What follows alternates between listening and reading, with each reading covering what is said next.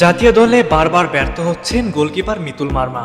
তবুও বাফুফে বাধ্য হয়ে তাকে খেলাচ্ছে, কারণ বাংলাদেশে সেরকম গোলকিপার নেই বললেই চলে। আনিসুর রহমান জিকো থেকেও যেন নেই। সেই যে মদ কাণ্ডে নিষিদ্ধ হয়েছেন, তারপর থেকে আর যেন তার কোনো খবরই নেই।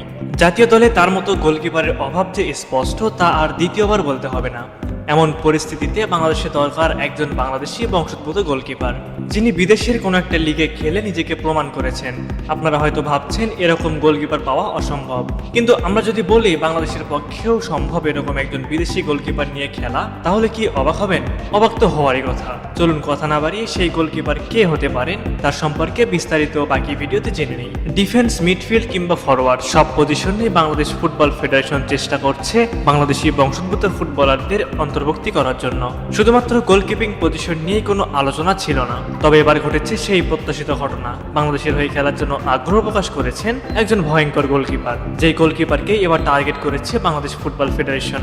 বাফুফে চেষ্টা করছে যে কোনো মূল্যে সেই গোলকিপারকে যেন বাংলাদেশে নিয়ে আসা যায়। সেই গোলকিপারের নাম হলো সাইফ কেরাওয়ালা। সাইফ কেরাওয়ালা 27 বছর বয়সী বাংলাদেশি বংশোদ্ভূত আমেরিকান ফুটবলার। বাংলাদেশি এই গোলকিপারের উচ্চতা 6 ফুট 3 ইঞ্চি, যা তাকে বাড়তি অ্যাডভান্টেজ দেয় গোলপোস্টের নিচে। তিনি খেলছেন ইউনিভার্সিটি অফ ওয়াশিংটন অ্যাথলেটিক্স নামক দলে।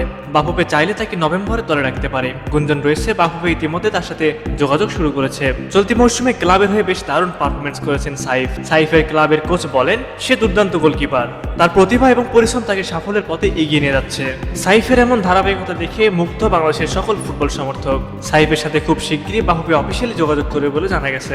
বাংলাদেশ দলে সাইফের মতো গোলকিপার অধিক প্রয়োজন। তার মতো গোলকিপারের অনুপস্থিতি দলে শূন্যতা এতটাই বাড়িয়ে দেয় যে বিতর্কিত গোলকিপার মেহেদী হাসান শ্রাবণ ও মিতুল মার্মার মতো গোলকিপার মূল দলে চান্স পায়। সুতরাং বাফুফের উচিত সাইফদের দিকে নজর রাখা, যেন ফিউচারে তাদেরকে জাতীয় দলে অন্তর্ভুক্ত করা যায়। তবে এখানে একটা প্রশ্ন থেকেই যায়, বাফুফে কি সঠিকভাবে তার সাথে যোগাযোগ করবে? কেননা সিন্ডিকেটের দৌরাত্ম্য এত বেশি পরিমাণ যে বিদেশি ফুটবলারদের পাওয়া যেন স্বপ্নের মতো। সুপ্রিয় দর্শক, আপনাদের কাছে কি মনে হয় এই বিদেশি গোলকিপারকে কি পাওয়া সম্ভব? অবশ্যই আপনারা এই বিষয়ে আপনাদের মূল্যবান মতামতটি আমাদের কমেন্ট করে জানাবেন।